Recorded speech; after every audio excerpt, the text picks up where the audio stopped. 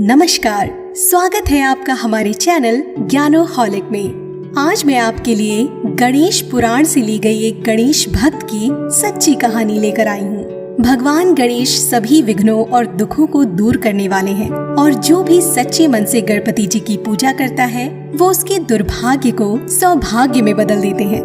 तो चलिए जानते हैं कैसे भगवान गणेश ने अपनी एक सच्ची भक्त के दुर्भाग्य को सौभाग्य में बदलकर उसका उद्धार किया।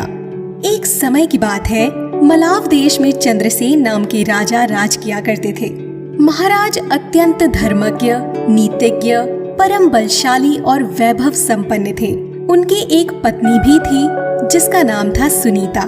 विवाह के कई वर्ष बीत जाने के बाद भी रानी को संतान नहीं हो रही थी, लेकिन राजा चंद्रसेन संतान न होने के बाद भी अपनी पत्नी से बहुत प्रेम करते थे। लेकिन रानी संतान न होने से बहुत दुखी रहती थी और इसीलिए रानी के बहुत कहने पर संतान प्राप्ति के लिए राजा ने दूसरा विवाह कर लिया। विवाह करने के बाद राजा दूसरी रानी के ही प्रेम में डूब गए और रानी सुनीता का तिरस्कार करने लगे। छोटी रानी जिसका नाम था रानी मदनावती, वो बड़ी रानी के साथ दासी से भी बुरा व्यवहार करती थी, जिससे बड़ी रानी बहुत दुखी रहती थी।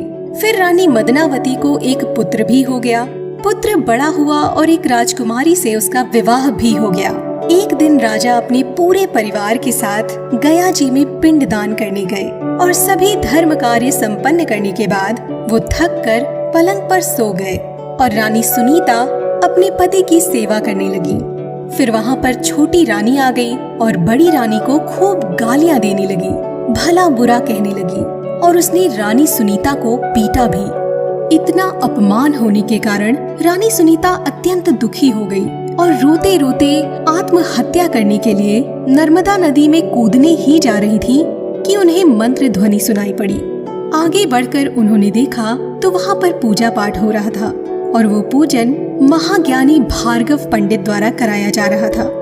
वहाँ पहुंचकर रानी सुनीता ने पूछा कि ये आप किस देवता की पूजा कर रहे हैं। महर्षि ने रानी से बताया कि वो विघ्नहर्ता भगवान गणेश की पूजा कर रहे हैं। ये प्रभु सभी विघ्नों को दूर करके सभी मनोकामनाओं को पूरा करते हैं। आगे रानी सुनीता ने पूछा, क्या इनकी पूजा से मेरा दुख दूर हो पाएगा? महर्षि ने उन्हें उत्तर दिया कि अवश्य ही इनकी पूजा करने से तुम्हारे सभी कष्ट दूर हो जाएंगे। इसके बाद रानी सुनीता अपने मन में गणेश पूजन का संकल्प लेकर वापस लौट आई और शिविर में जाकर सो गई। महाराज चंद्रसेन जब अपने राज्य लौट आए तो रानी सुनीता के लिए उनके विचार बदलने लगे। उन्होंने सोचा कि अगर रानी की संतान नहीं है तो इसमें उस बेचारी का क्या दोष है, और उन्हें लगने लगा कि छोटी रानी का उनके प्रति व्यवहार गलत है और राजा बड़ी रानी का आदर करने लगे। भगवान गणेश के पूजन संकल्प का ऐसा असर देखकर रानी सुनीता ने पूजा के लिए तत्पर होकर व्रत रखा और पूरे विधि पूर्वक राजगुरु भारद्वाज द्वारा पूजा कार्य संपन्न कराया। रानी सुनीता ने राजा को भी पूजा में बुलाया, लेकिन राजा ने जब छोटी रानी मदनावती से पूजा में चलने के लिए कहा तो ईर्ष्या के कारण वो नहीं गई और राजा को अकेले ही जाना पड़ा। रानी सुनीता पति को आया देख बहुत खुश हुई और उनके साथ बैठकर भक्ति भाव से भगवान गणेश की पूजा की। जब रानी मदनावती को ये सब पता चला तो वो राजा से भी रुष्ट हो गई। उसने राजा का तिरस्कार कर दिया। फिर तो राजा उसे छोड़कर रानी सुनीता के भवन में ही रहने लगे। गणेश जी की कृपा से कुछ समय बाद रानी सुनीता गर्भवती हो गई। फिर तो राजा ने प्रसन्न होकर स्वयं ही सुनीता के भवन से भगवान गणेश की पूजा का आयोजन किया और रानी मदनावती को भी बुलाया, लेकिन रुष्ट होने के कारण वो नहीं आई। पूजा के बाद राजा स्वयं ही प्रसाद लेकर मदनावती के पास गए, लेकिन उसने प्रसाद नहीं लिया और राजा अपमानित होकर बड़ी रानी के भवन में लौट आए। प्रसाद का अपमान करने से उधर मदनावती को कुष्ठ रोग हो गया और राजा ने उसका परित्याग कर दिया। इधर बड़ी रानी को पुत्र रत्न की प्राप्ति हुई। उसका जन्मोत्सव बड़ी धूमधाम से मनाया गया और सभी जात कर्म संस्कार कराए गए। एक दिन मदनावती को जब अपनी गलती का एहसास हुआ तो वो बड़ी रानी के पैरों में आकर गिर गई और बोली, बहन, मैं अत्यंत दुखी हूँ।